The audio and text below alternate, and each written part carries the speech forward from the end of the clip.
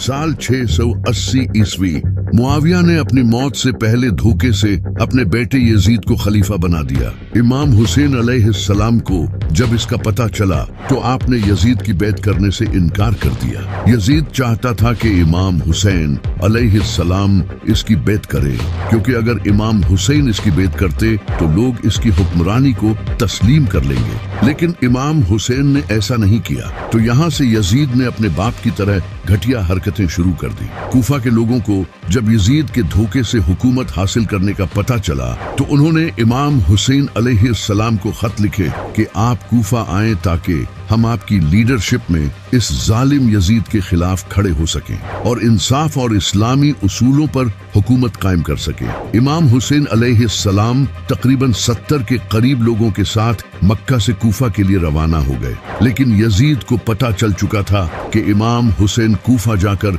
इसके खिलाफ हुकूमत खड़ी करेंगे। तो यजीद ने उस वक्त के कूफा के गवर्नर नोमान इब्न बशीर को गवर्नर की पोस्ट से हटा दिया, क्योंकि ये एक सहाबी थे और इमाम हुसैन अलैहिस्सलाम की बहुत इज्जत करते थे।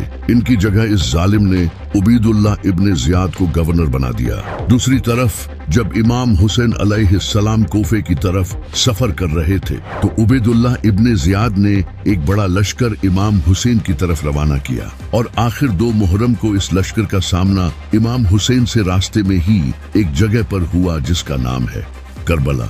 यजीद की इस फौज का लीडर अमर बिन साद था। इसने इमाम हुसैन को यजीद की बैत करने पर मजबूर किया, लेकिन इमाम हुसैन अलैहिस्सलाम ने कहा कि मैं किसी जालिम की बैत नहीं कर सकता। इसने इमाम हुसैन को धमकियां दी, लेकिन आप हक पर डटे रहे। कुछ दिनों बाद जब अमर बिन साद को पता चल गया कि इमाम हुसैन सरेंडर नहीं करेंगे तो इसने इमाम हुसैन अलैहिस्सलाम के काफिले का पानी बंद कर दिया और दरिया पर फौज खड़ी कर दी। इस दरिया का नाम दरियाए फुरात था, जिसे आज हम यूफ्रेट्स रिवर कहते हैं। ये वही दरिया है जिसके बारे में नबी अलैहिस्सलाम ने फरमाया था कि क़यामत से पहले इस दरिया से सोना निकलेगा और लोग इस पर लड़ते हुए मर जाएंगे। जब 7 मुहर्रम को इमाम हुसैन अलैहिस्सलाम के काफिले का पानी रोक दिया गया तो यहाँ से जुल्म की इंतहा शुरू हुई। उस वक्त करबला में तकरीबन 40 to 50 डिग्री टेम्परेचर था। इतनी गर्मी में अगर इंसान पेट भरकर भी पानी पी ले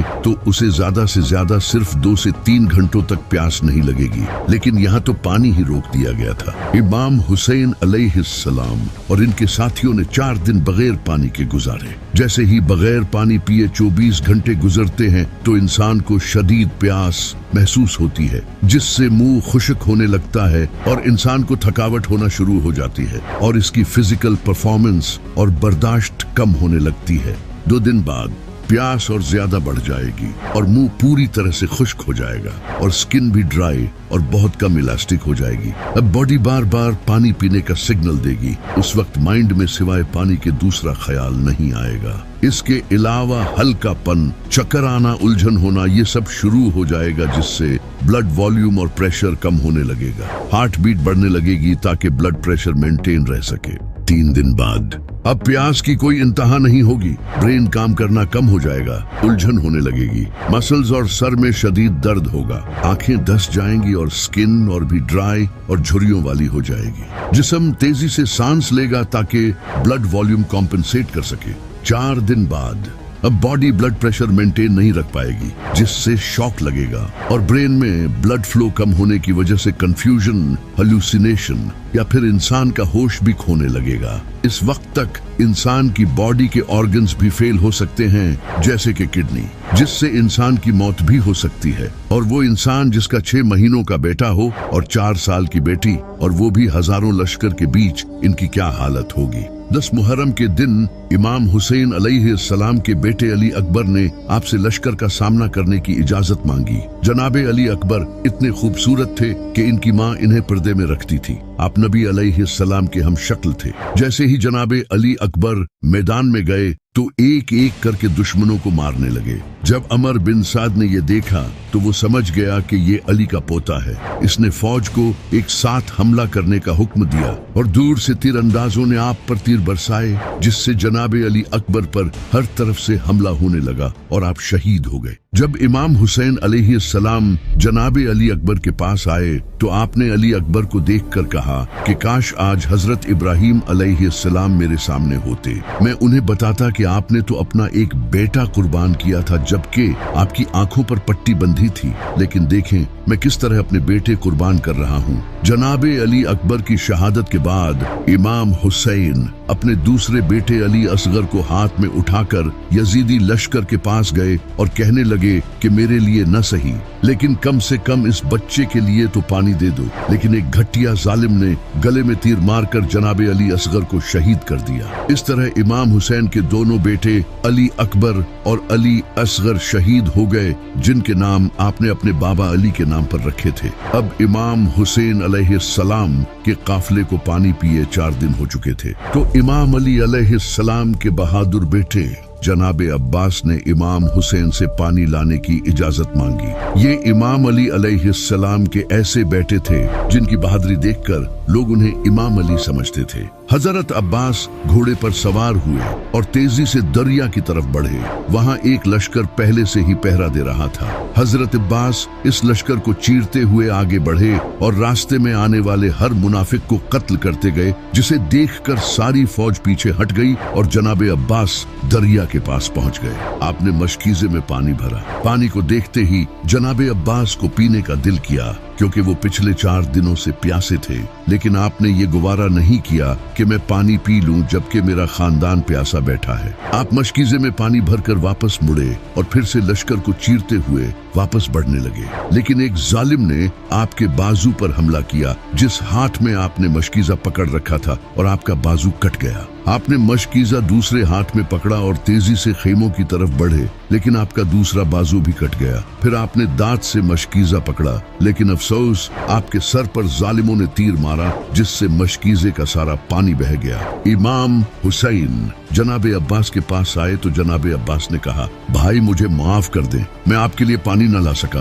और ये कहते ही आप शहीद हो गए। इमाम हुसैन अलैहिस्सलाम इतनी सख्त हालत में एक के बाद एक करके अपने प्यारों के जिस्म दफना रहे थे, और अब वो वक्त आ गया था जब ये शेर अकेला यजीदी लश्कर के सामने आया। इमाम हुसैन अलैहिस्सलाम के जिस्म पर जख्म थे और प्यास की शिद्दत में पूरी तरह टूट चुके थे। आपके हाथ में एक तलवार थी जिसका नाम था जुल्फिकार। वही तलवार जो पहले नबी अलैहिस्सलाम के पास थी, वही तलवार जो इमाम अली के पास थी, और अब यही तलवार इमाम हुसैन के पास थी। इमाम हुसैन तेजी से लश्कर की तरफ बढ़े और पूरा लश्कर चीरते गए। एक के बाद एक जालिम मरते गए। 4 दिन का प्यासा शेर इतनी बहादुरी से लड़ रहा था। जब अमर बिन साद ने ये देखा तो इसने कहा, ये अली का बेटा है, इससे दूर रहो और तीरों से इस पर हमला करो। पूरे लश्कर ने इमाम हुसैन अलैहिस्सलाम पर तीर बरसाए और आपका जिस्म मुबारक तीरों से भर गया।